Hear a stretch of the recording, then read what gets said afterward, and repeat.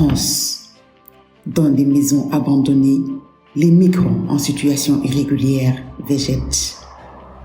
Depuis des années, la France est une destination pour les migrants entrés illégalement.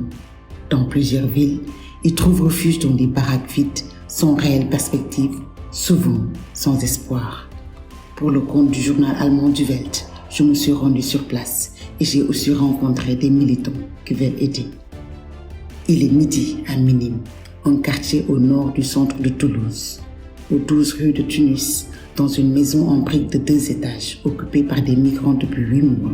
Aboubacar Souaré, originaire de Guinée, est tiré de son sommeil par des coups de poing dans les côtes et au visage.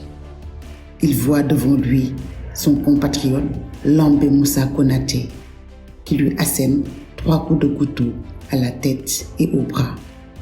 La police alertée arrête Souaré.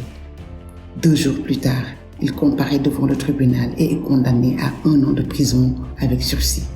Il a 27 ans et vit en France depuis 10 ans. Souaré a désormais l'interdiction judiciaire de remettre les pieds dans la maison abandonnée. Mais Welt, oui. Que se passe-t-il? Que s'y passe-t-il? Qui veut ou doit vivre ici? Où des coups réveillent un homme qui réplique aussitôt par des coups de couteau. De jeunes migrants, pour la plupart originaires d'Afrique, vont et viennent. Certains semblent soignés, d'autres sales. Un jeune homme s'approche de la maison. Méfiant, il se retourne, ajuste sa casquette, fixe le reporter, entre puis ferme la porte.